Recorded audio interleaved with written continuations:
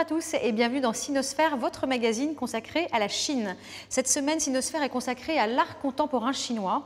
En mai dernier, après une vente aux enchères record, un artiste chinois est devenu le deuxième artiste le plus coté au monde, juste derrière Andy Warhol. 4 artistes chinois figurent dans le top 10 des artistes les plus cotés au monde. La Chine serait même devenue le deuxième marché de l'art. Pourquoi l'engouement pour l'art contemporain chinois ne se dément pas? Réponse avec mes invités dans un instant, mais tout de suite, sommaire de Sinosphère. Après un ralentissement en 2008, le marché de l'art contemporain chinois a repris son envol. En avril dernier, un nouveau record de vente a été battu à Hong Kong. Mais qui sont ces artistes dont les cotes atteignent des sommets? Quelles sont leurs inspirations et les moteurs de leur création? Quand j'ai commencé à peindre, tous mes souvenirs d'enfance sont revenus.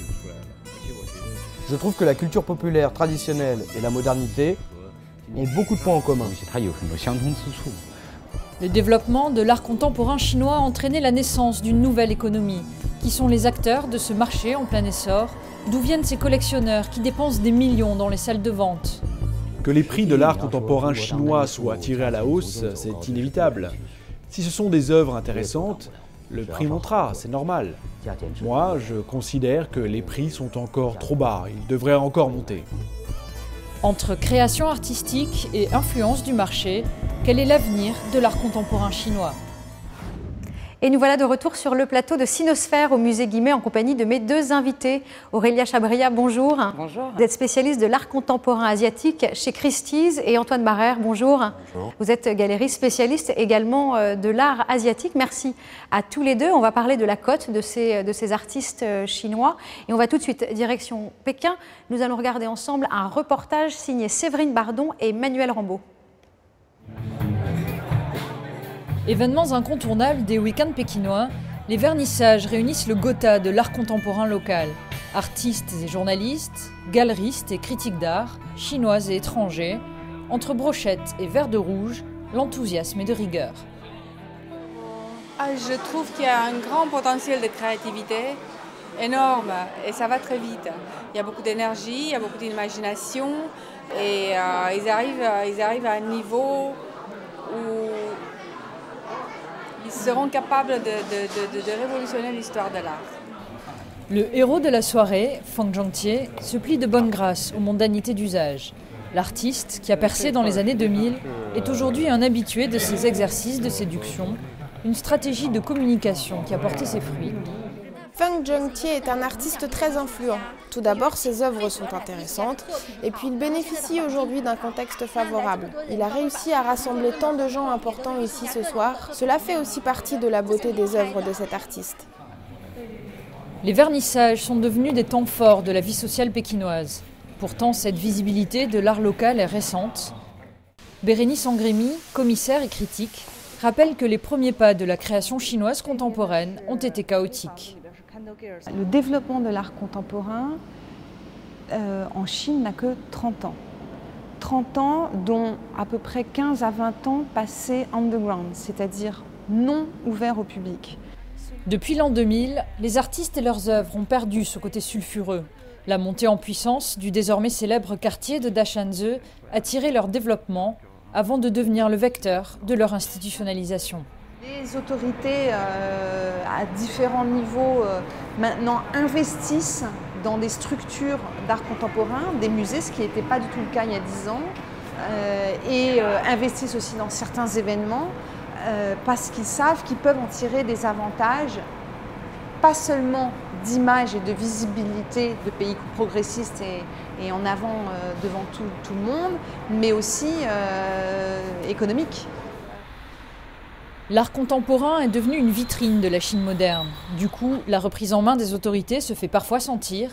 Plusieurs expositions, dont celle d'Ai Weiwei en février dernier, ont été annulées dans la capitale. Cette nouvelle visibilité a également ouvert aux œuvres chinoises l'accès aux marchés internationaux.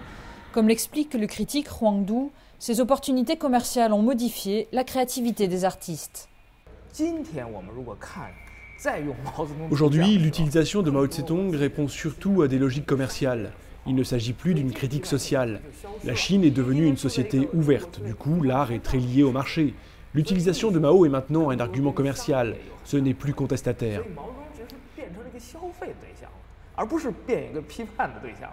Si certains travaillent pour les marchés étrangers, la stratégie n'est pas toujours payante. Il y a quelques artistes qui vendent bien, mais ce n'est pas le cas de tous. Ceux qui vendent bien sont mis en avant dans les médias, c'est pour ça qu'on les voit. Mais c'est vrai que le marché a beaucoup aidé au développement de l'art chinois. Cet apport financier, au départ exclusivement dû aux collectionneurs étrangers, est aujourd'hui dynamisé par les Chinois eux-mêmes. L'an dernier, les amateurs locaux ont investi 9 milliards d'euros dans l'achat d'œuvres d'art. Pour le galeriste Chen Xindong, cette tendance devrait encore s'amplifier.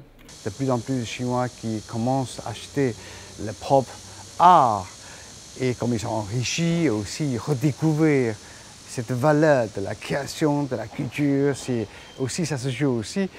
Et cet patriotisme, le nationalisme pour protéger les trésors publics, le trésor de la culture, c'est la fierté de cette nation.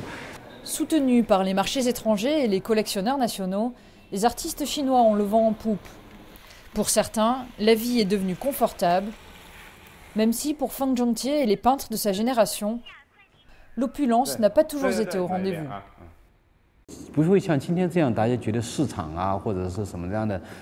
On n'était pas comme les jeunes d'aujourd'hui qui pensent au marché, à la réussite. Ils pensent que c'est obligatoire de réussir. Nous, ce n'était pas pareil. On voulait exprimer des choses de notre manière, c'est tout. On ne cherchait pas à avoir de grands ateliers. C'était inimaginable.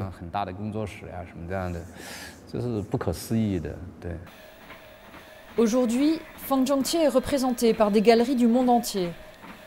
L'artiste habite désormais dans une grande maison avec piscine et ascenseur intérieur. Mais Feng Zhongtie, considéré comme le représentant du kitsch chinois, nie toute visée commerciale.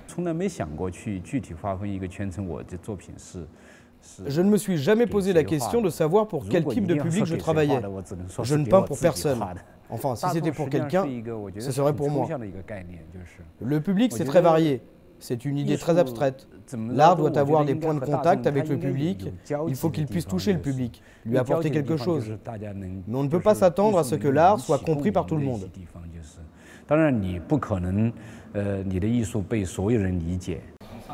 La jeune génération des artistes chinois semble pourtant avoir trouvé son public, qu'il s'agisse d'amateurs d'art ou d'investisseurs. En 2010, le top 10 des artistes contemporains les mieux cotés au monde comptait 6 Chinois. Malgré les crises financières, les ingérences politiques et les aléas de la création, l'avenir de l'art contemporain chinois semble bien assuré. Aurélia Chabriat, comment expliquer, voilà, ça fait presque 10 ans maintenant que l'art contemporain chinois a toujours la cote. Avant, on parlait peut-être de mode. Aujourd'hui, c'est une vraie tendance, c'est un poids lourd sur le marché de l'art. Absolument, je crois que c'est maintenant une évidence et qu'on ne peut plus compter sans le marché de l'art contemporain chinois. On a enregistré une croissance qui est la plus forte croissance jusqu'à aujourd'hui pour ce marché, qui le met en 2e place mondiale, c'est-à-dire derrière les États-Unis, juste avant le Royaume-Uni. Donc il y a une vraie évidence maintenant de la puissance et du potentiel à venir de ce marché. Antoine Barrère, qu'est-ce qui fait la force de ce marché de l'art contemporain chinois aujourd'hui ? Ce qui fait la force de ce marché d'art contemporain chinois, c'est tout simplement la Chine. On est dans un monde globalisé. Et tout simplement, c'est un peu réducteur, non ? C'est la puissance économique de la Chine, l'émergence de cet acteur majeur qui a été un acteur majeur dans l'histoire de l'humanité, qui retrouve sa place dans le concert des nations. Et dans un monde globalisé, beaucoup de regards sont tournés vers ce pays. Et ça se traduit notamment par un intérêt très fort sur l'art contemporain chinois. Aurélia Chabriat, est-ce que finalement cet engouement, ce renouveau de l'art contemporain chinois, est-ce que ça profite ? Est-ce qu'il y a une véritable effervescence artistique, créatrice ? Oui, après cette crise de 2008, il y a eu évidemment une sorte de réajustement par rapport à cette création artistique qui est toujours extrêmement développée. Hein. Quand on voit les millions d'étudiants qui rentrent dans les écoles des beaux-arts en Chine, c'est assez incroyable. Maintenant, comme on le voyait dans le reportage, c'est vrai qu'il y a une dizaine d'artistes chinois qui tiennent la cote. Qui tiennent la cote et qui la tiennent plutôt de manière haute. Et j'allais dire pas uniquement en Chine. Ça, je pense que c'est une question qui est aussi importante enfin, une observation qui est importante de noter, c'est qu'il y a quand même des artistes chinois aujourd'hui qui se vendent très bien au-delà de la Chine. Parce qu'il y a ce marché de l'art chinois contemporain qui est très fort en Chine parce que très soutenu. On parlera évidemment tout à l'heure de qui achète, mais... Il y a également, au-delà donc de cet engouement, de ce phénomène de mode, il y a vraiment l'inscription de certains artistes maintenant dans des artistes... Oui, comme Andy Warhol, au même titre qu'Andy Warhol, enfin au même titre que des artistes vivants encore. Voilà, absolument. Antoine Barrère, est-ce que finalement il y a une poignée d'artistes qui réussissent, mais quel est le sort en fait pour les autres artistes en Chine? Finalement, il y a ces 10 artistes dont on parle. Il y a ces 10 artistes qui sont soutenus par des grands collectionneurs, des maisons de vente importantes qui maintenant travaillent beaucoup au premier marché, c'est-à-dire qui parfois vont prendre les œuvres directement dans l'atelier d'un artiste vivant pour les passer en vente, qui sont soutenus par des galeristes importants. Mais en dehors de ça, il y a tout le travail traditionnel des galeries d'art contemporain qui montrent des centaines d'artistes qui ne sont pas forcément aussi connus, qui sont souvent beaucoup moins chers et qui ne sont pas moins intéressants. Et la créativité en Chine ne s'est jamais arrêtée. C'est la grande culture, le monde sinisé avec le monde indien, alternative à la culture occidentale. Et même pendant la période communiste, une tradition comme la peinture classique sur rouleau a connu des grands artistes qui sont très cotés et aussi chers que ceux qu'on voit ce qu'on voit beaucoup en Occident, qui sont des peintres classiques, et la créativité chinoise ne s'est jamais arrêtée. Notamment, on voit finalement c'est un peu de la calligraphie, des peintures traditionnelles. Voilà, de la calligraphie, peinture classique, tout ça c'est lié avec la poésie classique, et des artistes comme Qi Baishi, comme Wu Guangzong, qui sont des artistes qui sont soit morts, soit très âgés, se négocient à des prix en millions de dollars pour les œuvres importantes. Et ça, c'est des artistes qui peignaient même pendant la révolution culturelle. Donc il y a un certain renouveau des artistes chinois qui tout d'un coup découvrent tout ce qui s'est fait en Occident, en gros depuis Duchamp, et donc qui partent un peu dans tous les sens et qui rattrapent ce retard de la Chine. Mais il n'y a pas eu d'arrêt, il y a eu une continuité dans la créativité artistique chinoise, même si en ce moment on assiste à une explosion dans les médias, dans les styles, dans des domaines très variés. Alors c'est intéressant, Aurélia Chabriat, l'art contemporain chinois, donc Antoine Barrère vous venez de dire à l'instant, une explosion dans tous les sens, mais finalement la créativité, on la ressent plutôt dans quel secteur? Encore dans la peinture? Allez-y, je vous en prie. Dans la peinture essentiellement, mais ça peut être de la peinture chinoise du XXe siècle, hein, parce que, comme le dit Antoine, c'est effectivement encore d'actualité. Un artiste comme Zhao Wuqi est encore bien vivant. Oui, et le style est complètement différent de l'artiste qu'on vient de voir. Parce qu'il y a vraiment une histoire. Enfin voilà, je ne veux pas reprendre ce qu'elle dit à juste titre. Il y a une vraie histoire culturelle. Donc après, avec effectivement pour des artistes comme Zhao Wuqi, Xu Teixun, une arrivée en France, donc forcément une autre histoire. Oui, mais néanmoins, Zhao Wuqi est un des artistes les plus cotés, de cette génération, je veux dire moins contemporaine. Alors à Hong Kong essentiellement, mais même sur le marché international. Après, effectivement, je trouve qu'il y a une prédominance de la peinture. Alors, c'est justement, je voulais rebondir là-dessus. On parle de l'art contemporain chinois, parce qu'effectivement, nous, on a des ventes aussi maintenant d'art contemporain asiatique. Là, nous, on est sur l'art contemporain chinois. Sur la Chine, il y a une prédominance de la peinture qui est tout à fait normale, parce qu'avant une vingtaine d'années, la sculpture n'était pas considérée comme un des beaux-arts en Chine. Il y avait de la statuaire, mais elle était exclusivement religieuse et funéraire. Et peut-être une des grandes nouveautés en Chine au XXe siècle, et c'est dans la deuxième moitié du XXe siècle, avec des artistes comme Zhu Ming et Wang Keping, pour la première fois dans l'histoire de l'art chinois, des artistes ont choisi la sculpture comme moyen de s'exprimer. Et sans cadre religieux, sans cadre formel. Et ça, c'est une nouveauté fondamentale dans l'histoire de l'art chinois. Et effectivement, il y en a peu, parce que c'est une tradition qu'on est à ses débuts, mais c'est peut-être un des points d'innovation majeurs dans l'art chinois au XXe siècle. Voilà, Wang Keping, un artiste chinois qui vit en France également. On va désormais s'intéresser à ces acheteurs chinois. Qui sont-ils et qu'est-ce qu'ils achètent ? Il est l'un des collectionneurs les plus célèbres de Chine. Après avoir fait fortune dans les années 90, Li Bing a massivement investi dans l'art contemporain, sans aucun complexe. Pour moi, l'art est une passion. J'ai fait les beaux-arts, je me suis toujours intéressé à l'art, depuis que je suis enfant. Aujourd'hui, c'est vrai que les œuvres sont de plus en plus chères, et on peut considérer que c'est un investissement financier. Mais après tout, investissement et collection ne sont pas contradictoires. En 2006, Li Bing a racheté la collection complète d'un musée en faillite. Pour l'équivalent de 600 000 €, il a acquis 82 œuvres des plus grands noms de l'art contemporain chinois. Aujourd'hui, il reste attentif aux créations de ses artistes favoris. C'est très cher. C'est Yue Mintun. Je ne suis pas trop sûr, mais j'ai entendu dire qu'elle valait 5 millions de yuan. Mais le collectionneur ne s'intéresse pas qu'aux stars de l'art chinois. Cet art-là, pour l'instant, il est totalement inspiré des États-Unis. Ça n'a pas grand intérêt, il n'y a pas de langage spécifique chinois. Le jour où il y aura un street art chinois, là, ça devrait être intéressant. Pour Li Bing, la promotion de l'art contemporain est devenue une mission. Il espère surtout que la place de l'art dans la société grandira au même rythme que l'économie du pays. Je pense que des musées privés, à l'avenir, il y en aura de plus en plus. Les gens ont de plus en plus d'argent, des hommes d'affaires et des gens riches voudront assumer cette responsabilité pour rendre quelque chose à la société. Il y a 15 ans, la Chine ne comptait aucun collectionneur de renom.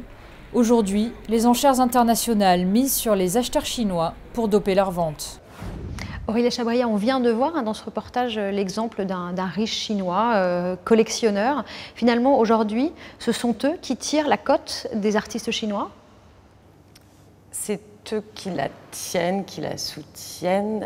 Et, alors, je tiens à préciser, pas uniquement les acheteurs de nationalité chinoise. Il faut vraiment intégrer les acheteurs hongkongais, les acheteurs taïwanais. Grande Chine. Absolument. Absolument. Mais c'est très important. Mais ce sont eux quand même malgré tout qui... c'est essentiellement eux à 85%. Par exemple, sur les ventes de Hong Kong, les acheteurs sont à 85% asiatiques. Alors vous voyez, ça peut même englober chez nous le Japon, la Corée, voilà. Ouais. Contre 9% en Europe et 6% aux États-Unis. Donc c'est une majorité. Oui, ils soutiennent. Ils soutiennent, et ce n'est pas uniquement, on pourrait imaginer peut-être des grands collectionneurs étrangers qui feraient un petit peu la pluie et le beau temps sur le marché de l'art contemporain chinois. Finalement, c'est un marché qui est pris en main par les Chinois. Oui. Je pense qu'on peut être assez affirmatif. Il y a aussi, attention, il y a aussi toujours des collectionneurs étrangers qui achètent des artistes chinois, qui ont considéré des collections importantes. Mais c'est de manière assez évidente pour moi, oui. C'est un marché qui est essentiellement tenu par les Asiatiques, même s'il y a une dizaine d'années, les premiers grands collectionneurs ont été beaucoup européens. On peut citer le baron Hulin. Notamment avec le fameux centre à Pékin, à Dachenzhou, mais qui lui a quitté la Chine. C'est une aventure qui a duré 10 ans. Il a acheté des œuvres, il a constitué une collection, il en a fait le tour, il a envie de faire autre chose. Et c'est... Est-ce que ça peut avoir des incidences éventuellement lorsqu'un grand baron comme ça, le baron Hulin, qui a cette collection très riche, est-ce que cela peut avoir des conséquences sur le marché de l'art chinois? Est-ce que certains peuvent s'en détourner ou est-ce qu'on est au-delà de ça aujourd'hui? Je pense qu'on est au-delà de ça. Si on avait quelqu'un comme M. Pinault qui se retirait du marché de l'art et en se dégageant de certaines grandes entreprises et en liquidant ses collections, là oui, ça aurait un impact. Mais à l'échelle de la collection Hulin, ce n'est pas un désengagement d'ennui ou de désaffection, c'est un désengagement pour faire autre chose. Ils maintiennent leur centre d'art, ils ont pu acheter dans des bonnes conditions, vendre dans de bonnes conditions. Ils font autre chose, c'est pas un rejet, maintenant on va faire autre chose, on s'est amusé avec ça, maintenant on va s'amuser autrement. Alors du coup, mais on va s'amuser autrement, bon évidemment le terme c'est votre terme, hein. Finalement, lorsque un grand collectionneur comme ça va s'amuser sur autre chose, il n'y a pas de risque que finalement, par exemple, le baron Hulin se dise, bah voilà, désormais je m'intéresse à l'Inde, et que du coup, il y a une espèce de transfert de l'art chinois plutôt vers des artistes indiens. C'était un peu au-delà, si je peux me permettre, un peu au-delà d'un amusement quand même, hein. C'était extrêmement professionnel, le Centre d'art contemporain de baron Hulin. Voilà. C'est un amusement en grand, mais l'art est là pour faire plaisir, pour faire rêver, pour s'amuser. Et ce n'est pas un terme péjoratif, et ce n'est pas parce que c'est fait avec des dizaines de millions de dollars que ce n'est pas une démarche de plaisir. Derrière. Et ça n'empêche pas de le faire très professionnellement. Sinon, c'est de la pure spéculation, s'il n'y a pas d'amusement. Alors justement, vous soulevez un point aussi intéressant sur ces acheteurs, Aurélia Chabria. Finalement, on ne sait jamais qui achète, qui spécule. Est-ce que les artistes chinois... On sait qui achète, mais on ne sait pas qui va spéculer. Qui va spéculer, pour l'instant, on n'a pas...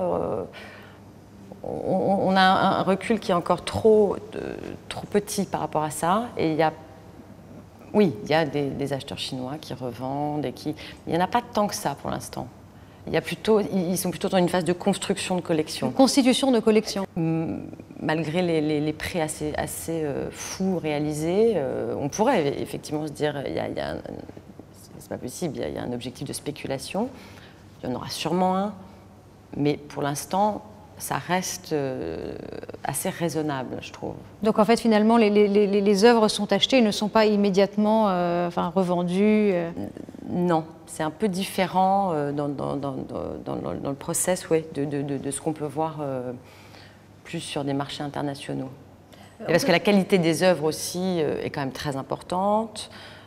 Donc même s'il y a un volume assez énorme d'œuvres, on reste, nous on cherche vraiment des œuvres emblématiques, majeures, voilà. Donc il y a encore peu comme ça de recyclage de mouvements véritablement spéculatifs. Antoine Barrère, vers quel type d'œuvres se tournent les collectionneurs chinois? On parlait tout à l'heure de la peinture plus traditionnelle, Zhaoqi, etc. Et puis on a vu Zhang Fangji, des œuvres très pop. Hein. Est-ce que les collectionneurs chinois ont leur chouchou? Alors, en fait, il y a trois grands domaines. Il y a les œuvres très pop, très colorées, qui sont celles qu'on a le plus vues médiatiquement ces 10 dernières années. Il y a toute cette école d'artistes chinois basée à Paris, Zhaoqi, Xu Techun en étant les deux figures emblématiques avec San Yu.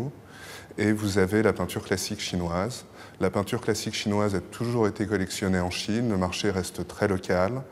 Ce sont des artistes qui ont beaucoup exposé en Europe et aux États-Unis, donc quand les œuvres apparaissent en Europe et aux États-Unis, elles sont rachetées par des Chinois et repartent vers ce marché domestique. Vous avez ce marché du pop art chinois, enfin très influencé par l'Occident, mais là aussi ce sont des Chinois à 85% comme vous venez de le souligner, enfin des Asiatiques à 85%.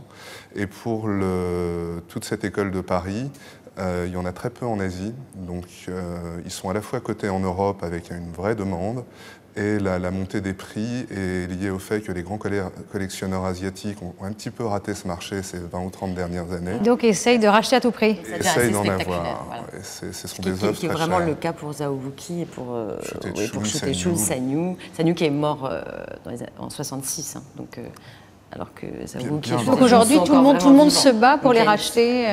C'est peut-être le marché le plus solide, cette école de Paris, parce qu'il est vraiment porté par l'Europe, un petit peu par les États-Unis et par l'Asie. Alors un marché très solide, d'un mot, Aurélia Chabria, l'art contemporain chinois a encore de beaux jours devant lui. Je suis assez confiante. Antoine Barrère. Pareil. Très confiant. Merci à tous les deux. Voilà, c'est la fin de Sinosphère. Merci à vous qui nous suivez. Merci également au Musée Guimet qui nous accueille. Et je vous donne rendez-vous dans 15 jours.